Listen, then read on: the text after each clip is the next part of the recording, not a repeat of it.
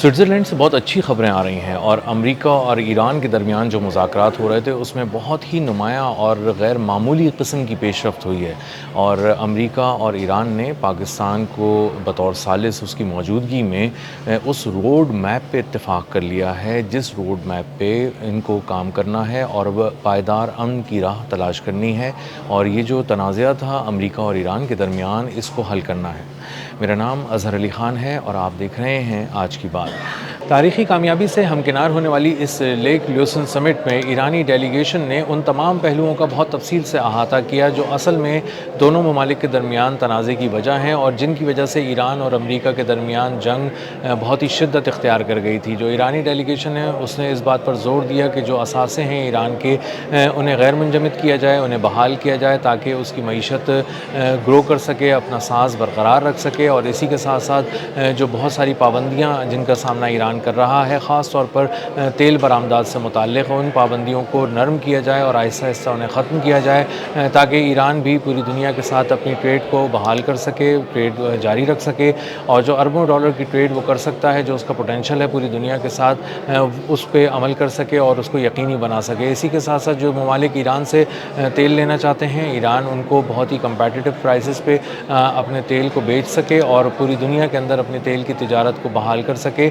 اس بات پر زور دیا گیا۔ اسی طرح آبنائے ہرمز کس طرح آپریشنل رہے گی اور کس طرح بلا تعطل اس کا نظام چلتا رہے گا، اس پر بھی ایرانی ڈیلیگیشن نے امریکی وفد کے ساتھ بات کی اور دونوں ممالک نے طے کیا کہ جو باریک پہلو ہیں کسی بھی معاملے سے متعلق، چاہے وہ جوہری پروگرام ہو، آبنائے ہرمز سے متعلق ہو، ایران کے اثاثے منجمد اور غیر منجمد کرنے سے متعلق ہو، اور خاص طور پر ایران پہ جو پابندیاں لگی ہیں اس سے ان کو اٹھانے سے متعلق ہو، ان تمام جو معاملات ہیں اس کے باریک پہلوؤں پر آئندہ آنے والے دنوں میں ایران کے دیگر وفود اور امریکی وفود ٹیکنیکل سطح پر مذاکرات کرتے رہیں گے، لیکن مجموعی طور پہ ان مذاکرات کا سوئٹزرلینڈ میں کامیاب ہونا ایک بہت ہی غیر معمولی قسم کی پیش رفت قرار دی جا رہی ہے، اور پاکستان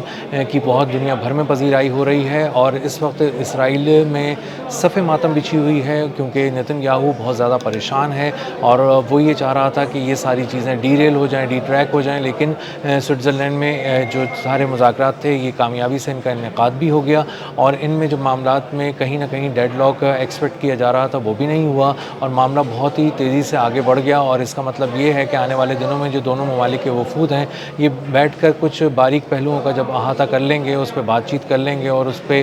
کوئی کنسنسس بنانے کی کوشش کریں گے تو یہ دونوں ممالک کے درمیان ایک نیا بریک تھرو ہوگا، اور معاملات جو ہیں وہ اس حد تک چلے جائیں گے ٹھیک ہونے پہ جس کے بارے میں کہا جا رہا تھا کہ اب یہ بہت خراب ہو گئے ہیں، لیکن جب اتنی باریکیاں بھی طے کر لی جائیں گی تو اس کا مطلب یہ ہے کہ ایران اور امریکہ بہت ہی غیر معمولی طور پر ایک دوسرے کے قریب آ جائیں گے، اور جو امن مذاکرات ہو رہے تھے یہ کسی طرح پائے تکمیل تک پہنچیں گے، اور مشرق وسطیٰ میں جو ہم جنگ کی آنکھ دیکھ رہے تھے یہ سمٹ جائے گی اور امن کا دورہ ہوگا، اور نیتن یاہو جس وقت بہت زیادہ پریشان ہے اس کو آنے والے دنوں میں بھی لگتا یہی ہے کہ اس کی پریشانی بڑھتی ہی چلی جائے گی۔ اب 60 روزہ جو روڈ میپ ہے، جو نقشہ ہے جو آگے امن کی طرف جاتا ہے اور امن کی تصویر کو بناتا ہے، اس پہ امریکہ اور ایران بات چیت کریں گے۔ بڑے پیمانے پر جو بات چیت اعلیٰ سطح پر ہونی تھی وہ ہو گئی ہے، اب بہت سی چیزیں جو اس کی چھوٹے چھوٹے نکات ہیں اور بہت ہی غیر معمولی اہمیت کے حامل ہیں، بہت ہی باریک ہیں، جن پہ بہت توجہ دینی ہے، اس میں مذاکراتی جو ٹیمیں ہیں وہ الگ الگ بیٹھیں گی اور ان سارے معاملات کو ایک ایک کر کے دیکھیں گی اور اس کو حل کرنے کی طرف جائیں گی، لیکن مجموعی طور پہ جو بات چیت ہونی تھی جس کے نتیجے میں بہت ہی باریک پہلوؤں پہ بھی بات چیت ہو جائے،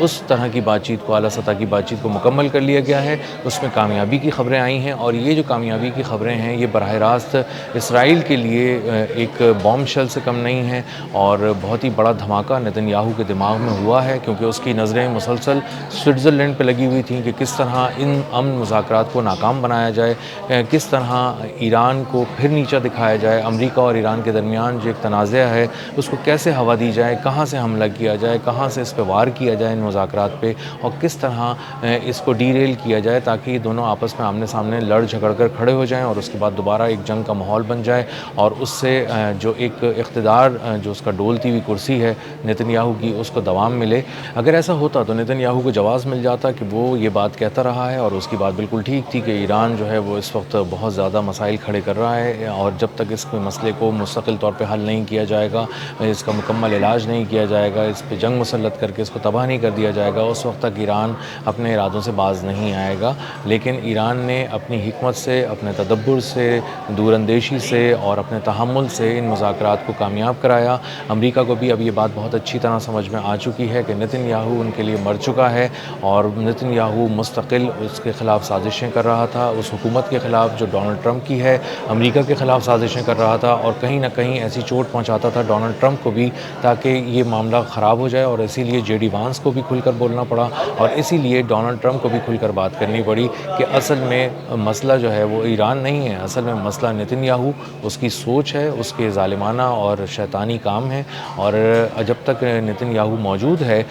دنیا میں امن قائم نہیں ہو سکتا، کیونکہ پہلے اس کی نظر اسرائیل کے آس پاس تھی، پھر اس کی نظر مشرق وسطیٰ تک گئی، اس کے بعد اس نے یورپ کو دیکھنا شروع کیا، اور اس کے بعد اب وہ جب گریٹر اسرائیل کی بات کرتا ہے تو اس کا ہرگز مطلب یہ نہیں ہے کہ وہ 2-4 مسلم ممالک تک اس اپنی ریاست کو پھیلانا چاہتا ہے، اس شیطانی ریاست کو پھیلانا چاہتا ہے، بلکہ وہ پوری دنیا کو ایک ریاست کے طور پہ دیکھ رہا ہے جس کا نام اسرائیل ہوگا، اور وہاں پر یہودی حکومت کریں گے پوری دنیا پہ۔ تو اب جب پوری دنیا کو یہ بات سمجھ میں آئی ہے تو ان کو اپنے اپنے مذہب کے حوالے سے بھی یہ بات سمجھ میں آئی ہے، اپنے اپنے سماجی پہلوؤں کے حوالے سے بھی بات سمجھ میں آئی ہے، اور ہر قوم کو یہ بات سمجھ میں آ گئی ہے کہ نتن یاہو صرف مسلمانوں کے خلاف نہیں ہے، صرف ایران کے خلاف، عراق کے خلاف نہیں ہے، لبنان اور شام کے خلاف نہیں ہے، اصل میں نتن یاہو پوری دنیا کے خلاف ہے، اور وہ پوری دنیا میں جنگ مسلط کر کے اسرائیلی حکومت اور ریاست قائم کرنا چاہتا ہے، جس میں ہر ملک نے یہ اپنے اپنے طور پہ یہ بات طے کر لی ہے کہ اس کو کسی صورت کامیاب نہیں ہونے دیا جائے گا، اور اسی لیے اس نے اب یورپ کا دروازہ کھٹکھٹانے کے لیے ترکیہ کو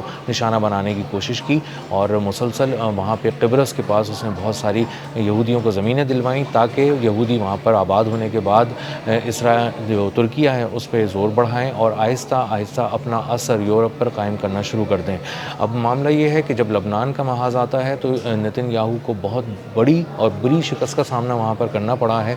اس کی وجہ یہ ہے کہ لبنان میں حزب اللہ نے اس کو باندھ کر مارا ہے، اس کے فوجیوں کی لاشوں کے ڈھیر لگ گئے ہیں، اور اب جب کہ وہ آگے بڑھتا ہوا جا رہا ہے حزب اللہ کے نام پر، وہ عام شہریوں کو نشانہ بنا رہا ہے جو نہتے اور مظلوم ہیں، تو اس کو دنیا بہت قریب سے دیکھ رہی تھی، بہت باریک بینی سے دیکھ رہی تھی، اور اسی لیے ڈونلڈ ٹرمپ بار بار یہ کہہ رہے تھے کہ لبنان جنگ ختم کیے بغیر امن نہیں ہو سکتا، نتن یاہو کو پیچھے ہٹ جانا چاہیے، اور اس کے حوالے سے انہوں نے اس حد تک سخت زبان استعمال کی کہ گالیاں تک دی نتن یاہو کو، اور اس کے بعد نتن یاہو کو کہیں رکنا پڑا، کہیں وہ اپنے کام کرنے کے لیے آگے چلنا پڑا، لیکن بہرحال جو وہ بدمست ہاتھی کی طرح لبنان میں گھسا ہوا تھا اب وہ صورتحال نہیں ہے، اور وہ جو ساؤتھ سے رونتا ہوا نارتھ کی طرف جا رہا تھا، سینٹر کی طرف جا رہا تھا، اس ساری جو اس کی فوجی مہم ہے اس کو بہت ہی زبردست قسم کا دھچکا لگا ہے اور بریک لگ گیا ہے۔ تو سوئٹزرلینڈ کے ریزورٹ میں یہ جو کامیاب امن مذاکرات ہوئے، اور اس کے بعد اس بات پہ اتفاق ہوا کہ آگے بھی یہ بات چیت جاری رہے گی، 60 روزہ سیز فائر رہے گی، اور دونوں ممالک ایک دوسرے کے قریب آئے پاکستان اور قطر کی موجودگی میں، یہ ایک غیر معمولی کامیابی ہے، نتن یاہو کے لیے غیر معمولی شکست ہے، نتن یاہو مائنس ہو چکا ہے، نتن یاہو بہت مشکل میں ہے، اس کی تمام سازشیں ناکام ہو گئیں، اس نے کوشش کی کہ کسی طرح نشانہ بنایا جائے مذاکرات کاروں کو، مذاکرات کے عمل کو، امریکہ کی پالیسیوں کو، اس کے لیے اس نے میڈیا کا بے دریغ استعمال کیا، اس نے لبنان میں اپنی فوج کا بے دریغ استعمال کیا، لیکن ہر محاذ پر وہ ناکام ہو چکا ہے، اور آنے والے دنوں میں آپ اس کو سیاست سے بھی مائنس ہوتے دیکھیں گے اور جیل میں پلس ہوتے دیکھیں گے۔ اب تک کے لیے اتنا ہی، ملتے ہیں اگلے ولاگ میں کسی نئی خبر، نئے تجزیے اور نئے زاویے کے ساتھ۔ اللہ حافظ۔